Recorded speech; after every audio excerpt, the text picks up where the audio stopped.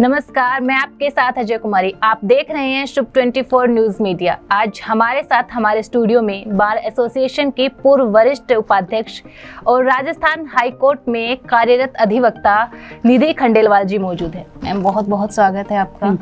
Ma'am, आपने Rajasthan high court के अंदर 18 साल से आप कार्यरत हैं और आप उपाध्यक्ष के तौर पर भी आपने काम किया है। तो आपने अपने कार्यकाल के दौरान किस तरीके से महिलाओं के लिए कार्य किया और अपने पद पर रहते हुए किस तरीके की सेवाएं आपने दी है? देखिए, आपका बहुत अच्छा प्रश्न है। मैं लगातार 2005 से लेकर लगातार अभी तक वकालत कर रही हूँ राजस्थान हाई कोर्ट में रहते हुए, और महिलाओं के संबंधित बहुत सारे मुकदमे मैंने डील किए।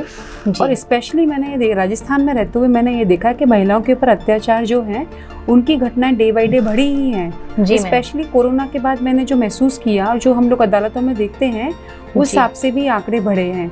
उसके कई रीजन्स हैं और हमने किस तरह से मदद की है वो इम्पॉर्टेंट है। सबसे बड़ी बात ये है कि आंकड़े बढ़ना एक अलग चीज़ है, लेकिन हम कैसे उसको शॉर्ट आउट कर रहे हैं और किस तरह से मदद कर रहे हैं।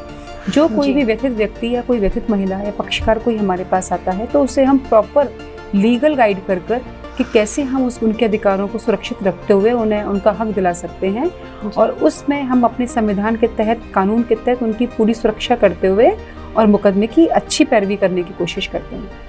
जी मैम। निधि जी, राजस्थान में जो महिलाओं के साथ अत्याचार हो रहे हैं, जो दुष्कर्म के मामले आए हैं, राजस्थान पुलिस की रिपोर्ट भी आई थी। उसके अंदर बताया गया था कि जो 10 वर्ष की जो बच्ची है उनके साथ जो रेप के मामले हैं या फिर अत्याचार के मामले वो बढ़ रहे हैं। इसी तरीके से NCRB की रिपोर्ट आई है, इसी तरीके से महिला आयोग की रिपोर्ट आई है। तो ऐसे क्या रीजंस हो सकते हैं कि अपराधियों के अंदर खौफ ही नहीं है और इस तरीके की वारदातें लगातार प्रदेश के अंदर बढ़ रही है? देखिए, इसके कई फैक्टर्स हो सकते हैं जी। सबसे बड़ी बात हम ये करते हैं आंकड़ों की कि कितने आंकड़े अभी हैं। तो आंकड़े जैसा मैंने पढ़ा और जो मैंने नोटिस किया और जो हम ऑब्जर्व करते हैं, राजस्थान अभी NCRB की खुद की रिपोर्ट है जिसमें राजस्थान को हाईएस्ट विमेन ऑफेंस जो हैं, जितने भी सेक्सुअल ऑफेंस हैं या एक्सटॉर्शन के ऑफेंस हैं, वो उसमें हाईएस्ट रेट अपने राजस्थान की है। पिछले 2 सालों से अपना राजस्थान टॉप पे है। तो ये ऐसी क्या रीज़न है जो हमारा राजस्थान का इस तरह से ये डिफेम हो रहा है इस सिस्टम में? उसके कई कारण हैं। देखिए, कारण सबसे बड़ी इंपॉर्टेंट चीज़ है वो है कि हम आज सामाजिक जो अंकुश है वो ख़त्म हो चुका है, which is the major factor. जी मैम। और being a lawyer, being a human being, being a social member, I feel it जी। उसका सबसे बड़ा कारण ये है कि हम लोग, कोई सोशल चेक ख़त्म हो चुका है जी। कोई सोशल चेक नहीं है। दूसरी इम्पॉर्टेंट चीज़ जो है वो ये कि स्कूल लेवल पे इस सेक्सुअल जो ऑफेंस से रिलेटेड सब्जेक्ट है, सेक्सुअल जो एजुकेशन है वो इनकॉर्पोरेट करनी चाहिए, उसके बारे में समझाना चाहिए और बच्चों को पता होना चाहिए। तो उसको कहीं ना कहीं हमें सोचने का विषय है कि क्यों ना जो 12, 13, 14 साल 12 से लेकर जो 16 साल की उम्र जो होती है, जो बड़ी टेंडरिंग एज मानी जाती है, उस एज में बच्चों को क्यों ना सेक्सुअल ऑफेंस के बारे में या इन चीज़ों के बारे में उन्हें समझाया जाए। तो इससे कहीं ना कहीं इन आंकड़ों में राहत भी मिलेगी और बच्चों में समझ होगी और हम एक अच्छी सोसाइटी का भी निर्माण कर पाएंगे जी। हम अपने दर्शकों को बताना चाहेंगे, जो हमारी जो अदालतें हैं, निचली अदालतों में महिलाओं की जो भागीदारी है वो 33% है और जो हाई कोर्ट है उसके अंदर 11 से 12% महिलाओं की भागीदारी है। इसके अलावा जो सुप्रीम कोर्ट है उसके अंदर भी तकरीबन 11% भागीदारी है। या फिर हम जो राज्यों की जो बार काउंसिल होती है उसमें केवल 2% महिलाएं ही चुनकर आती है। तो मैम, जो कोर्ट है, आप निचली अदालतें लगा लीजिए, सर्वोच्च न्यायालय लगा लीजिए, सभी में महिलाओं की भागीदारी बहुत कम है। और NV रमन्ना जी, जो हमारे पूर्व मुख्य न्यायाधीश रहे हैं, उन्होंने एक बात कही थी कि 50% महिलाओं का आरक्षण होना चाहिए, चाहे वो लॉ कॉलेज हो या फिर अदालतें हो। तो सिर्फ बातों में झलकता है, फिर उनकी जो धरातल भी उनको उतारा जा रहा है? देखिए, ये बात सही है कि हमारे संविधान में जो हमारी महिलाओं को जो अधिकार दिए गए हैं उनका इम्प्लीमेंटेशन जो है वो उस तरीके से प्रॉम्प्टली नहीं है। उसको धरातल में रूप लेने में समय लग रहा है और उसके पीछे बहुत सारे फैक्टर हैं, एक ही फैक्टर नहीं है। हालांकि अभी संवैधानिक पदों पर बैठे हुए सभी प्रतिष्ठित जो पदों पे जो व्यक्ति हैं, जो डिग्निटरीज बैठे हुए हैं, वो इस चीज़ को प्रमोट कर रहे हैं कि महिलाओं को आगे बढ़ाया जाए और महिलाओं को उनके संवैधानिक जो दायित्व हैं, उनकी जो संवैधानिक जो उनकी अधिकार हैं, उनसे उनको वंचित ना किया जाए। स्पेशली जहाँ बड़े पदों की बात आती है, जिस तरह से आपने अभी बात की कि high court, supreme court and bar association, bar council में महिलाओं की भागीदारी जो बहुत कम है, उसका बहुत बड़ा कारण तो यही है कि जेंडर डिस्क्रिमिनेशन जो अभी भी प्रिवेलिंग है। जेंडर डिस्क्रिमिनेशन को किसी कानून के तहत हटाना बड़ा मुश्किल है। इसके लिए हमें केवल कानून ही काम नहीं करेगा, इसके लिए हम संविधान बनाकर भूल जाते हैं या फिर हम कानून के सहारे नहीं रह सकते। उसके लिए हमें सोसाइटी में भी चेंज चाहिएगा, उनकी मेंटेलिटी में, तो वो बहुत ज़रूरी है। तो हम जब अपने बच्चे जब ग्रो होते हैं, एक बच्चा भी, एक लड़की भी ग्रो हो रही है, एक लड़का भी ग्रो हो रहा है, तो डिस्क्रिमिनेशन तो हमें सोसाइटी करना शुरू कर देती है। तो उसको हमें चेक करना होगा। जब वो चीज़ रुकेगी तो ऑटोमेटिकली विमेंस जो होंगी वो प्रमोट होंगी। उसके लिए फिर किसी कानून की कोई जरूरत भी नहीं होगी। निधि जी, आजकल हम देखते हैं कि लोग ज़्यादातर छोटे छोटे मामले होते हैं उनको भी सीधा सुप्रीम कोर्ट तक चले जाते हैं, हाई कोर्ट तक चले जाते हैं। मतलब आजकल लोग जो है सुप्रीम कोर्ट और हाई कोर्ट पर ज़्यादा निर्भर हो गए हैं। अगर हम कंपेयर करें पुलिस प्रशासन के उसके ऊपर, लोग ज़्यादा निर्भर हो चुके हैं कि अगर छोटा सा मामला हुआ तो हाई कोर्ट चलिए, सुप्रीम कोर्ट चलिए, और ऐसे बहुत से मुद्दे आजकल हम देख भी रहे हैं। तो ऐसे में जो कार्य क्षमता प्रभावित नहीं होती है, सुप्रीम कोर्ट मान लीजिए, निचली अदालतें मान लीजिए आप। देखिए, ऐसा है कि ये बात आपकी सही है कि लोगों में अब मुकदमों को लेके, मुकदमों के अंबार भी बहुत हैं। सुप्रीम कोर्ट, हाई कोर्ट में, इवन निचली अदालतें भी जो है काम के प्रेशर के तले दबी हुई हैं। अब सबसे बड़ी बात है, हमें ये सोचना है कि उसका सबसे रीज़न क्या है, क्या इतना बड़ा कारण है कि अदालतों पे लोगों की निर्भरता ज़्यादा हुई है। उसके लिए ये है कि हमारा जो पुलिस प्रशासन है वो नाकाम हुआ है। कहीं ना कहीं उसकी नाकामी है कि वो लोगों में भरोसा नहीं पैदा कर पाई, ना वो विश्वास पैदा कर पाई है। न्यायपालिका के ऊपर लोगों का आज भी अटूट विश्वास है और उन्हें यह है कि यही हमारी आखिरी उम्मीद है। तो लोग परेशान होकर, व्यथित होकर, आम जनता जो है वो न्यायालय की शरण लेती है। रही बात हाई कोर्ट में लगा सीधे आना है, सुप्रीम कोर्ट में सीधे आना, तो इसके लिए भी एक प्रोसीजर है कि आप कब हाई कोर्ट में अपनी बात रख सकते हैं, कब मुकदमा लगा सकते हैं, कब सुप्रीम कोर्ट में लगा सकते हैं। यदि किसी को, यदि उस पर्टिकुलर कैटेगरी में वो आ रहा है या उस सिस्टम में वो है या उन प्रोविज़न को वो फॉलो करता है, तो वो हाई कोर्ट से सुप्रीम कोर्ट जा सकता है, कोई चेक नहीं। बट हमें इस चीज़ को रोकने के लिए आगे बढ़ना होगा, क्योंकि छोटे छोटे मुकदमों का कोर्ट में जाना, उनका बहुत टाइम जो है, जो बहुत कीमती टाइम खराब करना, ये भी एक चिंता का विषय है। उसके बारे में सरकार को, पुलिस प्रशासन को, सामान्य नागरिकों को मिलकर सोचना होगा। मैम, महिलाओं की भागीदारी की जैसे मैंने बात कही थी, तो जो हमारे पूर्व मुख्य न्यायाधीश एन वी रमन्ना जी, उनकी एक लाइन मुझे याद आती है कि दुनिया में जितनी भी महिलाएं हैं, आप सामने आइए, क्योंकि आपके पास खोने के लिए जंजीरों के अलावा कुछ भी नहीं है। तो मैं आपसे यही जानना चाहूंगी कि महिलाएं खुद से नहीं आती है, फिर उनको वो पोजीशन या वो जगह नहीं मिल पाती है सुप्रीम कोर्ट के अंदर। देखिए, हम किसी पर्टिकुलर जगह, हम यही कहते हैं कि सुप्रीम कोर्ट में जगह नहीं मिल पाती है, ऐसा नहीं है। महिलाएं काफ़ी अच्छा काम कर रही हैं, ऐसा नहीं, मेरा ऑब्जर्वेशन है, और हर क्षेत्र में आगे बढ़ रही हैं। आप ये देखिए कि जो रिजल्ट्स आते हैं, प्रोफेशनल एग्जाम्स के रिजल्ट्स आते हैं, तो महिलाएं अव्वल होती हैं। आप किसी भी कार्य क्षेत्र में देखिए, वो बड़ी ईमानदारी से, लगन से, मेहनत से काम कर रही हैं और अच्छा प्रदर्शन कर रही हैं। ये हमारे लिए गर्व की विषय, गर्व की बात है। और पूरे देश का सकल उत्पादन, सकल विकास महिलाओं की भागीदारी पे बहुत निर्भर करता है, ये हमें मानना ही होगा।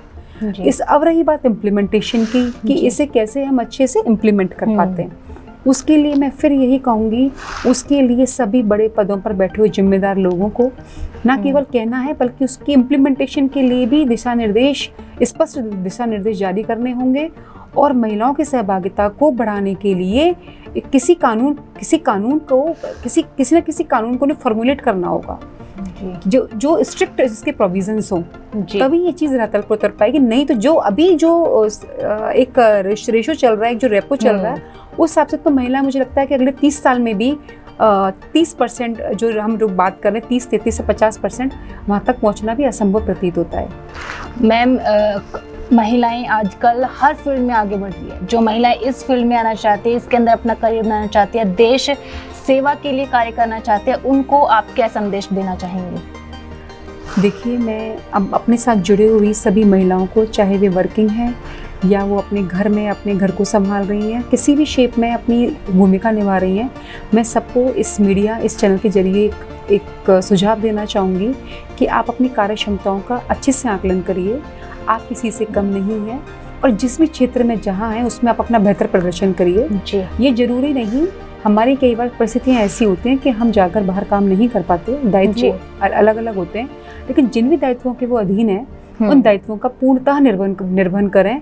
आपका समुचित निर्वहन, आपका 100% डेडिकेशन टू योर वर्क, यही सब देश की जो विकास है या देश का जो एक समग्र अपन विकास की बात करें तो उसके लिए बहुत महत्वपूर्ण होगी। बिकॉज मैं एक छोटा सा एग्जांपल देती हूँ। यदि एक हाउस वर्कर है जो अपने घर में रह के बच्चों को संभाल रही है या फिर अपने हस्बैंड के लिए, फैमिली के लिए ड्यूटीज़ जो हैं वो निभा रही हैं अच्छे तरीके से, यदि वो प्रॉपर ये काम कर पा रही हैं और अपने फैमिली के लिए बट टाइम दे पाए तो उससे दो फायदे हैं। एक तो क्या कि बच्चों का अच्छा विकास होगा जी, दूसरा क्या होगा कि जो आपके हस्बैंड्स हैं या फिर जो आपके फैमिली में अदर फैमिली मेम्बर्स हैं, ब्रदर हैं, फादर हैं, व्हाटएवर, मेल मेंबर और फीमेल मेंबर्स, वो अपने काम को अच्छा फोकस कर पाएंगे। और चूंकि आप अपने काम को फोकस कर रहे हैं तो कहीं ना कहीं सबकी कनेक्टिविटी है, आप देश के निर्माण में सहयोग कर रहे हैं क्योंकि आप एक अच्छी संतति दे रहे हैं, अच्छे संस्कारों वाली संतान दे रहे हैं। इसके उलट जो लोग वर्किंग विमेंस हैं, जो ज़्यादातर कार्यस्थल पर अपना टाइम निकालती हैं, वो देश के सकल उत्पादन में, देश के विकास में अग्रणी भूमिका निभा रही हैं। इवन आजकल पुरुषों से आगे हैं। मैं तो सैलरीज की बात करती हूँ, जब भी मैं सैलरीज देखती हूँ तो आजकल जो लड़कियों की और हर क्षेत्र में जो महिलाओं की सैलरीज के जो आंकड़े हैं वो पुरुषों से बहुत बेहतर हैं और ये होनी भी चाहिए। तो उनकी अलग जिम्मेदारियां हैं, उनको परिवार को सपोर्ट करना चाहिए। वहाँ पे जिम्मेदारी परिवार के ऊपर शिफ्ट होती है कि यदि महिलाएं जाकर समाज के लिए या खुद के लिए, परिवार के लिए कुछ कर रही हैं तो परिवार के अन्य सदस्य, चाहे वो पुरुष हो या महिलाएं हो, वो घर में कम से कम घरेलू कार्यों में उनका हाथ बटाएं, उनका योगदान करें और घर के माहौल को इस तरह से रखें कि आप चलते हुए, समानांतर चलते हुए समाज का, देश का, स्वयं का, अपने परिवार का, सबका विकास करते रहें। और ऐसा कुछ भी नहीं है इसमें कि बहुत चैलेंजेस हैं, लाइफ लगती चैलेंजेस का सामना करना ही सबसे बड़ी चीज़ है। मैम, आप महिला हैं और महिला अधिवक्ता है उसके साथ, तो अभी एक केस का मैं आपको जिक्र करूंगी जिसके अंदर एक बच्ची के साथ रेप हुआ था। वो केस कोर्ट के अंदर गया था जिसमें जज ने ये बोला था कि माँ को सराहना की थी कि आप अपनी बेटी के साथ जो कुछ हुआ आप उसको आगे लेके आए, आपने आवाज़ उठाई उसके खिलाफ। कई मामले ऐसे होते हैं जिसमें आवाज़ें दब जाती है, समाज के डर से वो लोग सामने नहीं आ पाते कि हमारी बच्ची के साथ कुछ गलत होता है। वो बच्चियाँ छोटी हो तो उनको खुद को नहीं पता होता। आप एक महिला अधिवक्ता है, तो इस सिचुएशन अगर आपके सामने कभी आती है तो आप उसको किस तरीके से डील करती है, किस तरीके से उन लोगों को समझाती है कि ये चीज़ खुलकर बोलने के लिए, ताकि आप एग्जाम्पल बन सके दूसरों के लिए कि वो भी अपनी आवाज़ उठाए, अपने अधिकारों की रक्षा करें, अपनी खुद की रक्षा करें? देखिए, आपने बहुत अच्छा प्रश्न पूछा है, उसके बारे में मैं आपको स्पष्ट बताना चाहूँगी कि जब कभी कोई महिला, व्यथित महिला जो किसी भी तरह से परेशान है, या तो ज़्यादातर मुकदमों में सेक्सुअली हैरेसमेंट वाले इश्यूज आते हैं महिलाओं को लेकर, तो वो महिलाएं पहले से बहुत डरी हुई होती हैं समाज को लेकर, अपनी सोसाइटी, समाज को लेकर, अपने पारिवारिक जो माहौल को लेकर। तो वो कई बार डर के मारे बहुत कुछ बोल नहीं पाती हैं। उन्हें बड़े ढंग से समझाना होता है क्योंकि कानून के आगे डरने की कोई ज़रूरत नहीं है। वो जितना स्पष्ट हमें बता पाएंगे, हम उतनी अच्छी मदद उनकी कर पाएंगे। तो पहली चीज़ तो उनके दिमाग में हमें ये क्लियर करना होता है कि जितना वो हमें खुलकर बता पाएंगी उतना हम अच्छी तरह उनकी मदद करवा पाएंगे और उन्हें अच्छा न्याय दिलवा पाएंगे। अब बात आती है कि उनकी फैमिली मैटर्स में, जैसा आपने बताया मदर सपोर्ट करती हैं। हाँ, ये बात सच है कि जब कभी भी महिलाओं के खिलाफ जो अत्याचार होते हैं उसमें मदर की भूमिका बहुत बड़ी इंपॉर्टेंट होती है, बच्चों को समझाने की और उस डर से बच्चों को बाहर निकालने की। अब आज 2012 में पॉक्सो एक्ट बना, वो वहाँ चाइल्ड डिफाइंड होता है। चाइल्ड किस तरह से, वहाँ कोई डिस्क्रिमिनेशन नहीं है whether he is gender, male और फीमेल जी। तो छोटे बच्चे ज़्यादा डरे हुए होते हैं, उनका डर निकालने के लिए उनकी माँ का, उनके परिवार का बहुत बड़ा योगदान होता है। बीइंग अ लॉयर, मैं सबसे यही रिक्वेस्ट करूँगी, यदि बच्चा कहीं ऐसी सिचुएशन में आए तो पेरेंट की भूमिका है, स्पेशली मदर की भूमिका है कि उस डर से बाहर निकालें, ताकि बच्चे फेस सोसाइटी को और कानून को अच्छे से फेस कर पाएँ। उन्हें कानूनी सहायता मिलना बहुत ज़रूरी है। लेकिन सबसे बड़ी बात यह कि ये हम देखते हैं कि ये इस तरह के ऑफेंसेस हो रहे हैं, क्यों हो रहे हैं, उसका चेक कहाँ है? देखिए, कानून का काम कब शुरू होता है? जब ऑफेंस हो जाता है।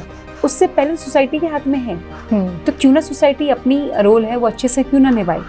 उस सबसे बड़ा जिम्मेदार मैं मानती हूँ सोशल मीडिया पे जो हम समय बहुत टाइम खराब कर रहे हैं, उससे हमें बचना होगा। बच्चों को ये लत, जो बच्चे लत में, जबकि दिन भर मोबाइल, लैपटॉप और टीवी पर बैठे रहते हैं। टीवी तो आजकल बच्चे कम ही देख रहे हैं। तो उस लत से उन्हें निकालना होगा, उन्हें घर में फैमिलियर बनाना होगा सो डैट वो अपनी बात को कह पाए। तो सोशल चेक जरूरी है। कानून बेचारा बाद में काम कर पाता है, पहले सोसाइटी ही काम करती है। तो निधि जी ने आज हमसे महिलाओं की भागीदारी अदालतों में लेकर बात की। इसके साथ साथ उन्होंने उन महिलाओं के लिए भी बात की जो इसमें अपने करियर बनाना चाहते हैं। उनको एक संदेश दिया कि आप डेडिकेशन के साथ अपना काम कीजिए। इसके अलावा उन्होंने बच्चों के लिए भी एक अच्छी एडवाइस दी है कि आप मोबाइल से ज़्यादा आप घर पे रहिए, अपनी फैमिली के साथ रहिए और जो उनके माता पिता है उनसे खुलकर बात कीजिए। एज अ फ्रेंड की तरह आप उनको ट्रीट करिए ताकि वो अपनी सारी बातें आप लोगों के साथ शेयर कर सके। बहुत बहुत शुक्रिया निधि जी आपका कीमती समय हमें देने के लिए। नमस्कार। निधि जी, आपने अभी आंकड़ों के बारे में बात की कि महिलाओं के साथ किस तरीके से अत्याचार हो रहे हैं। अभी एक लेटेस्ट खबर हम लेते हैं या फिर हम कहीं मामला लेते हैं कि हिंडौन सिटी के अंदर जिस तरीके से युवती पे एसिड डालकर उसको जलाने की कोशिश की गई, उसके बाद उसके साथ रेप की भी कोशिश हुई थी, उसके बाद उसको कुएं में डाल दिया। मतलब इस तरीके की जो वारदातें हो रही है उससे निपटने के लिए क्या समाधान है, क्या उसके लिए कानून बनाए गए हैं? देखिए, कानून बहुत स्ट्रिक्ट है ऐसे ऑफेंस के लिए। ऑफेंस बर्दाश्त नहीं किए जा सकते क्योंकि समाज के लिए भी कहीं ना कहीं अभिशाप का काम कर रहे हैं जी।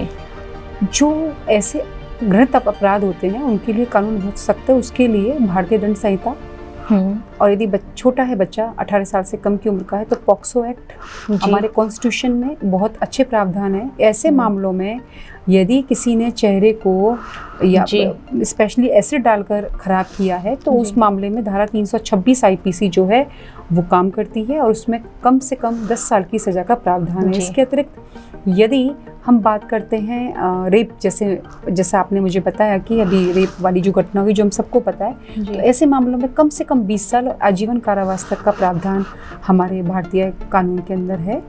और जो छोटे बच्चों के साथ ऑफेंस होते हैं उसमें मृत्यु दंड तक की सजा है। तो ऐसी जब इतने अच्छे कानून हैं तो उनका सहारा लेकर हम ऐसे अभियुक्तों को जिन्होंने इतना घृणित अपराध किया है उन्हें हम कानून के शिकंजे तक और उनके परिणाम तक जो दुष्कर्म उन्होंने किया उसके परिणाम तक पहुंचाना हम सबकी जिम्मेदारी है। ओके सर, खत्म तो उसमें कर दिया था कल।